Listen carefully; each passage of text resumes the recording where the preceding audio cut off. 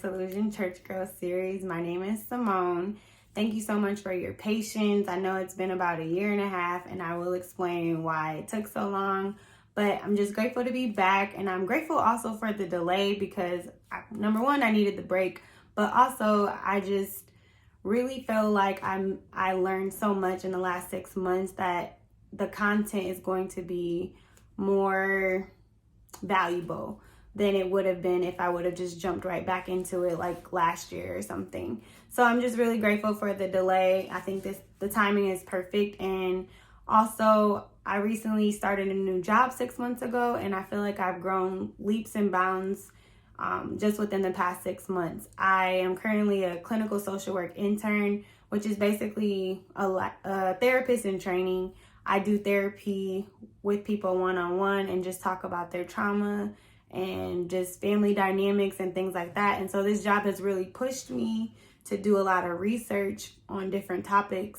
And while doing that research, it became very cathartic for myself with my personal situation.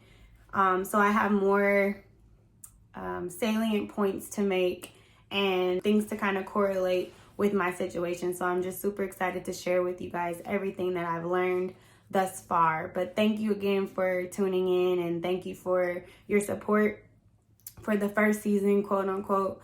The second season, I feel like is going to be a lot more concise because I know my videos were very long. And that was another reason why I kind of stopped as well, is because I started dreading the weekends, because that's when I would shoot my videos, was on the weekends. And it was hard to kind of crank out a video a week on top of working and things like that. So one thing that will kind of change this time is that I'm not going to commit to producing a video a week. I can't say specifically how often I will, but I'm definitely going to pay more attention to my body, which is something that I definitely communicate to my clients as well, is just to pay attention to your body. Like if your body is tired, if your body's saying it's not feeling up to it, definitely listening in that aspect. So those are some of the things that I'm starting to adopt now, and I noticed that life is a lot more peaceful and a lot more enjoyable, just kind of adding that self-care component in. But we'll talk more about that. Another reason why I was MIA for almost 2 years is because I got distracted and I wrote a poetry book. And what inspired me to write the poetry book was watching Amanda Gorman read her poem at President Biden's inauguration. And so watching her up there with her Black girl magicness, I was really inspired, and it reminded me that I love poetry so much. And so Clark County, which is the county in Las Vegas, shortly after had a poetry contest. And so I entered some of my poems into the poetry contest, and unfortunately I was not selected as the winner. However, I got so inspired by creating the submission of my poems that I was like, I might as well just put them in a book. So Microsoft Word has this cool template for poetry, and it had like a picture, like kind of like a watermark on every page for each poem on their template. And so I put my poems with the watermark on each page, and I was like, this is so beautiful, like it should be published. And so that is what kind of spiraled me down this poetry publishing rabbit hole, I guess. And so if you are not aware, it's called Splatters of the Heart. I got the title from just liking the art on every page. So I put a piece of art on every page. And so if you know that the common phrase matters of the heart, I just thought about how the paint is splattering. So that's where I got Splatters from the Heart. And I came up with this quote that kind of goes with the title, and it just says, sometimes life feels like spilled paint, but when it spills on a canvas, it's art. And that's really honestly how I feel about my life. There's been moments where I feel like there's a whole bunch of paint spilled everywhere. And if you know, or if you've ever had to clean up paint, it's a very difficult process to clean up. It's difficult. It doesn't just come right up real quickly. And so with that notion, I thought about how, you know, when you see paint, even like this picture behind me, it's kind of like just paint splattered all over the canvas, but it's beautiful when it's on a canvas. It's not considered a mess. So I was not able to hire a professional editor. It was very expensive to do so. So I did my best, but if you do see some typos and things like that, that is just a reminder to myself that to keep me humble. So I will never get lifted up. So that's my take on that. So one super cool thing about my book is that it is interactive. And so the first few poems are just about regular experiences that I've had. But on page 41, it's the Disillusioned Church Girl poems. And so you can use your camera phone or your camera on your phone to scan this QR code, and it'll take you directly to my Disillusioned Church Girl series on YouTube. But all of these poems are dedicated to my church experience, dedicated to my crush that I think I told you guys that I had on Minister Giovanni. There's some good ones in here. So I encourage you to get it. It can kind of help explain a lot more in depth my experience. I also wrote a letter to Minister Prima and Minister Giovanni in the awkward acknowledgement section. So I called it awkward acknowledgements because when you leave the church, you're not supposed to talk to, well, they advise the church members not to talk to people that have left the church because they don't obviously want other people to influence them to leave as well. So once you leave, you like lose your whole community. It's devastating. Luckily, I had a huge family support system at my job. Like anytime I have a job, I work with awesome individuals, sometimes not so awesome individuals too. But I usually create a support network at work, which is super awesome. So leaving wasn't super difficult for me in that regard because I had like this family outside of the church that came from my jobs. And I still talk to a lot of my coworkers to this day. So I really shout out to all my coworker besties and family and friends. I really appreciate you guys. But anyways, I wrote some awkward acknowledgements. So these are basically me acknowledging people that I didn't really get to say bye to because my last day was on Father's Day of 2015. So just people that were really, really instrumental in my life. I didn't get to say bye. So I wrote them like thank yous in the awkward acknowledgement section. And then also, again, I wrote a letter to Minister Prima on page 20. And then I wrote an awkward acknowledgement to Minister Giovanni on page 22 because I never got the chance to talk to him and kind of rectify like our differences. So that's on page 22. So if you get a chance, check it out. I think it'll go hand in hand with this season for sure. And it kind of provides a little bit more in-depth detail to what I was feeling. So check it out. Just to whet your appetite for Splatters of the Heart, and you can get it on Amazon. You can also get it from the publisher website, writersrepublic.com, I believe. But I will read the first paragraph to Minister Prima. It says, clears throat and grabs some water. To Prima, you were totally my favorite person. I was always grateful for my skin tone because it was similar to yours. As a senior in high school, instead of researching what career field to go into, I was hoping and praying I could be your armor bearer, your sidekick, and your kickstand. LOL. I wanted to be there for you whenever you needed anything, but oftentimes I was rejected by you. So that's just a little thing to whet your appetite. So Splatters of the Heart on Amazon. Okay, so this first video is supposed to just kind of give you a synopsis of what this season is going to be about. So the first video, which is obviously this one, I'm just going to recap Viva Las Vegas. So if you did not rewatch it, I'm just going to go through Viva Las Vegas like super duper fast, just to kind of catch you up to where we left off, because I know I did a lot of educational breaks, and so I know I veered off from the story quite a bit because I wanted to kind of hone in on some of those points that I was making in the educational breaks. So Viva Las Vegas recap. The second one is going to be about me getting in trouble a lot.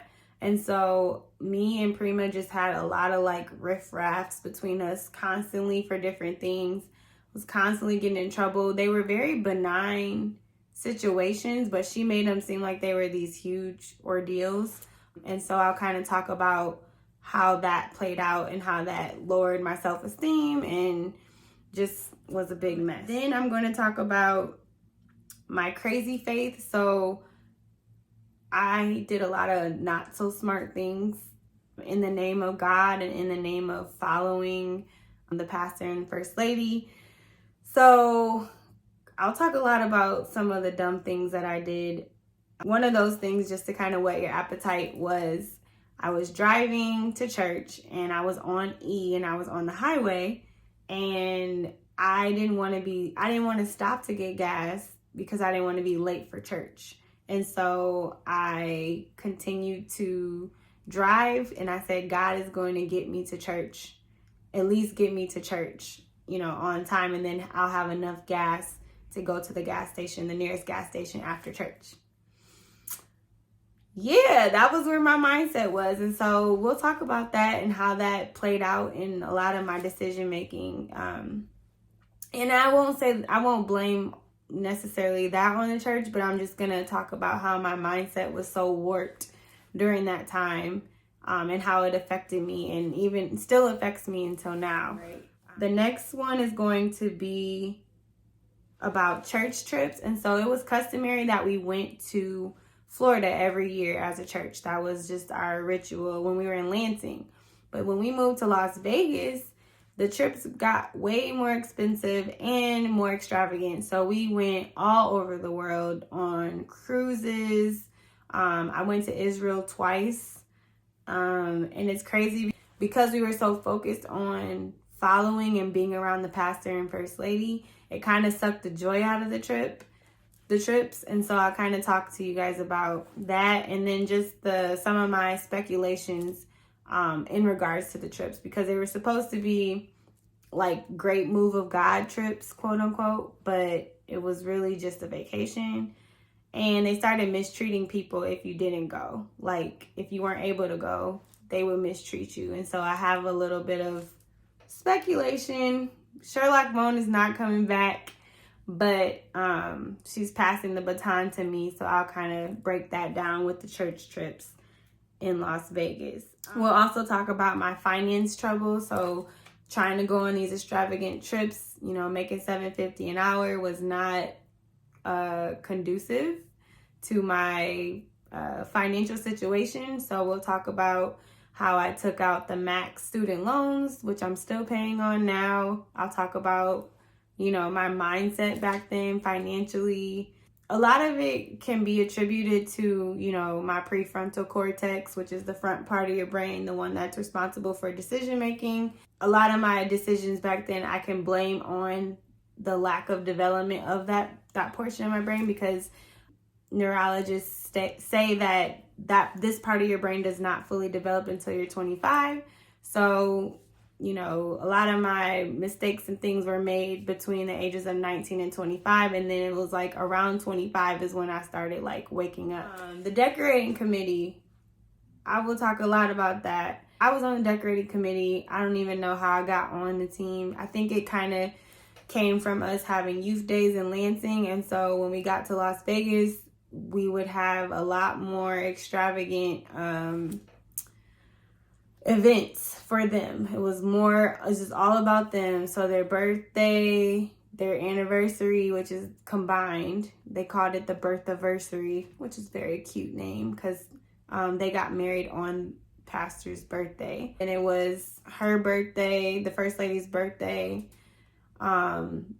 before the First Lady's birthday, then it was their baby son's birthday, then it was the First Lady's birthday, then it was the church anniversary, then it was the school graduation, then it was Hallelujah night, which became basically Halloween because we was making haunted houses, which I'll talk about that because if you remember in previous videos, Pastor had mentioned that we're not supposed to dress up like ghouls and goblins and things.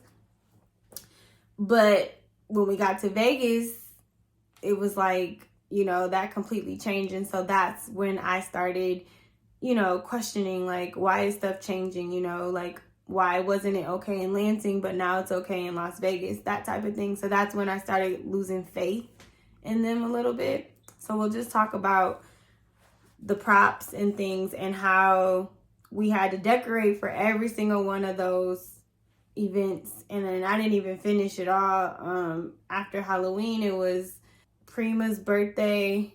Then it was her brother, who I didn't never mention, and we'll talk more about him. His name, I call him Jester because he was really funny. So Jester's birthday, and then Christmas. So we had a lot going on, and I was exhausted, and to the point where now I don't even like to celebrate anything, not even myself. I don't want to do nothing.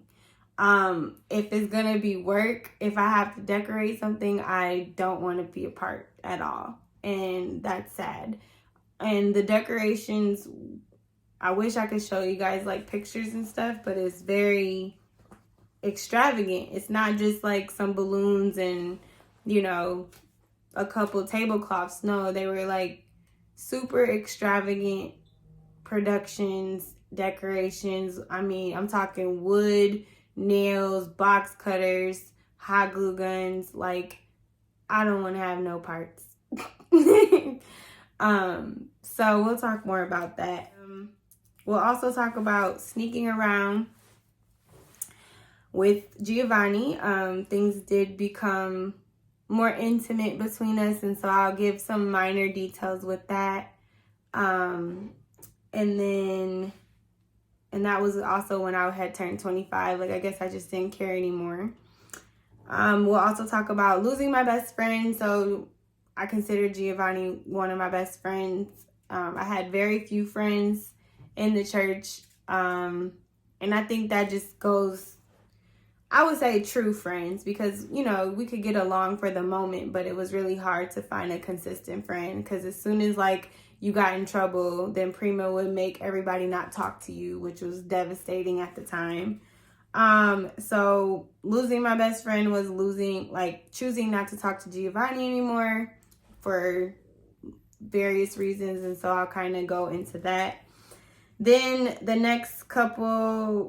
last few episodes would be called Woke. So I'll talk to you about how I became awoke, and then, or became awake.